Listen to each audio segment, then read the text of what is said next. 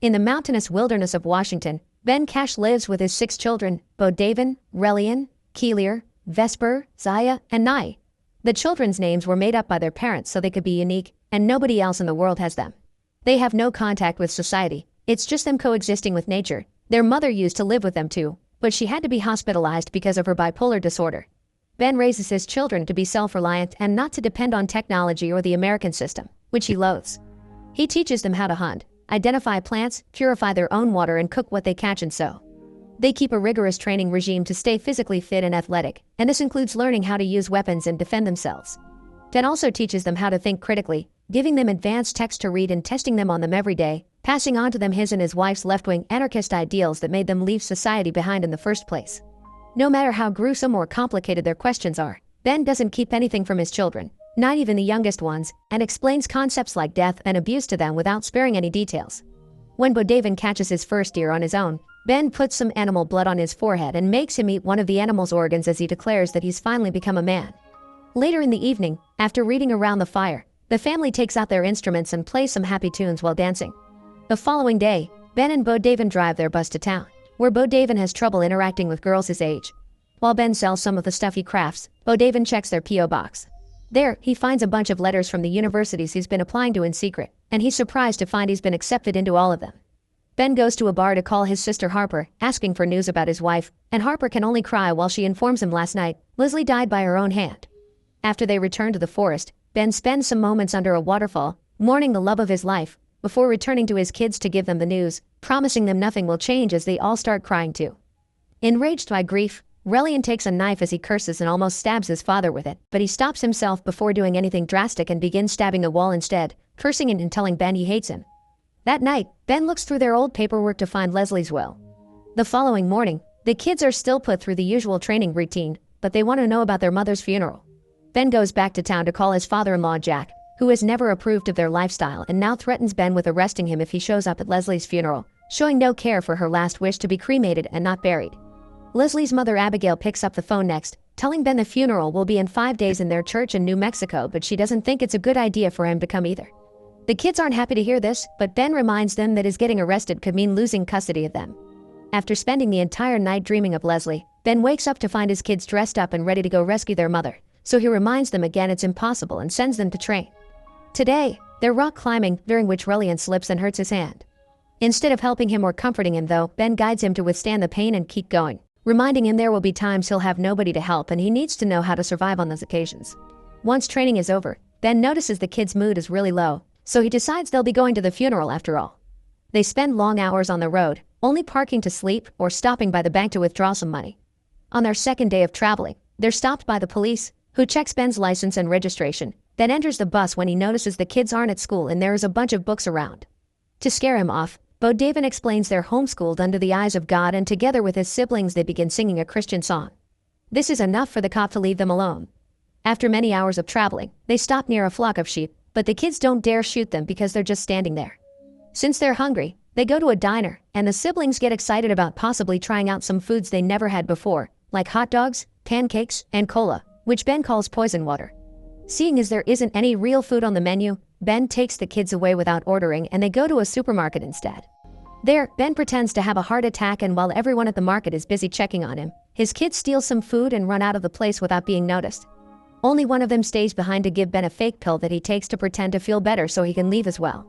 Afterward, they go to a nearby park to eat what they stole, and Ben reveals a cake because they'll be celebrating in advance Noam Chomsky Day, a holiday they made up after the famous philosopher. Ben has brought weapons for everyone as gifts, but Relian isn't happy. He wishes they could celebrate Christmas like normal people. His father asks him to present a case and make a good argument, but Relian isn't in the mood for it and just returns to the bus. Their traveling eventually takes them to Ben's sister's house. Harper lives with her husband Dave and their sons Justin and Jackson, who make fun of the siblings for not knowing famous brands. Things get awkward over dinner because Ben doesn't hold back when it comes to sensitive topics and explains everything in detail, which Harper and Dave don't want their kids to listen to. They go outside and argue about it, so Ben apologizes for not respecting the way things are done in her home. Then the kids come out too because they'll be sleeping in the garden, ignoring the fact Harper prepared the rec room for them. The following morning, Harper and Dave confront Ben and tell him the kids need to go to school and learn about the real world, to which Ben responds by calling her boys and Zaya over. Harper's sons can't answer what the Bill of Rights is, but Zaya can, proving the education they're getting from him is just fine. Shortly after, they go back to the road, and after a bunch of hours traveling, this time they take a break at a motorhome camping site. There, Bo David meets a girl his age called Claire, who thinks he's a little weird but enjoys talking to him anyway.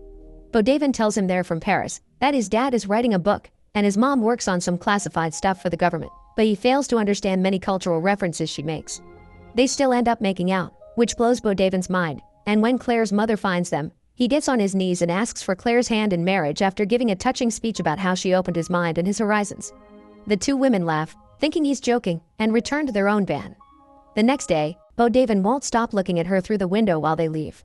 After such a long trip, they finally make it to New Mexico, so they park the bus on the church's parking lot and sleep there for the night, where Ben dreams of Leslie again.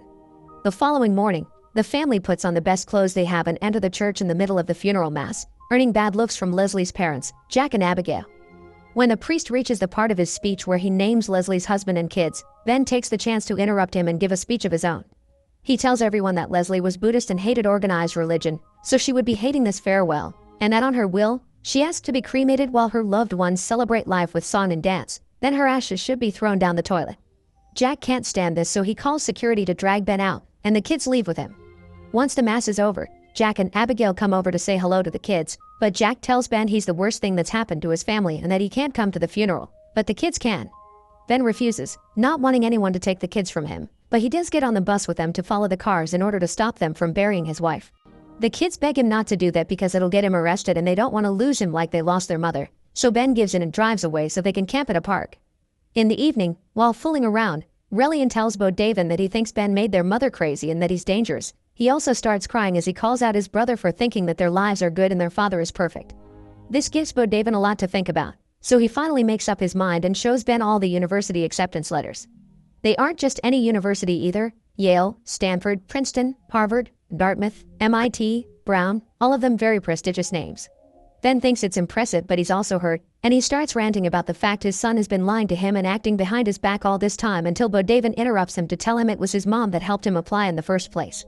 Crying, Bo David tells him he actually doesn't know anything about anything unless it comes from a book, that Ben made them all freaks, and Aunt Leslie understood that, then leaves before Ben can answer. Nye comes out next and gives Ben a note from Relian that says he's staying with his grandparents. Ben takes the bus with the kids and goes to Jack's house to get Relian back, but Relian is angry and yells at him that he killed his mother, that he overheard them arguing because his mother wanted to live somewhere else and he didn't, and that he hated him. After he stomps out of the room, Ben tries going after him, but Jack stops by shooting an arrow near his head. He starts pointing out all the things he considers weird or dangerous about Relian's state. He doesn't go to school, he was gifted a weapon on a made-up holiday, he stole food from a market, and he badly hurt his hand, not to mention the bruises in his body. Jack considers this child abuse and tells Ben they'll soon be fighting him in court over the custody of the children, but for now, Relian stays there. Since Ben doesn't want to leave without his son, Jack calls the police, so Ben rushes out of the house before he gets caught. He still doesn't give up though. Hidden in the bushes, Ben and the children wait for the cops to leave, then he sends Vesper to climb on the roofs to rescue her brother through a window. Before she makes it there though, one of the roof tiles breaks and she falls down, first on a car and then on the ground. Vesper is rushed to the hospital, and after running some tests, the doctor tells Ben that she has a concussion but thankfully no brain damage, just a broken leg. He points out, however, that if she had hit her spine a few millimeters lower, she could have died or gotten paralysis. While Vesper recovers, the family stays at Jack's house, and Ben watches how his kids actually have a good time with their grandfather. Abigail takes the opportunity to give him some letters Leslie wrote before Ben asked her parents to get her treatment. They tell her mother that she doesn't need to pick her up anymore, because she and Ben had created the perfect place to live in, that her children would be philosopher kings, and that all this made her very happy, so she wants to get better there with them. Realizing he's made a mistake, Ben tells the children that from now on, they'll live with their grandparents. The kids protest, but Ben sticks to his decision, explaining that he would only ruin their lives. After asking Jack to take good care of them and shaking his hand, Ben leaves on the bus, crying.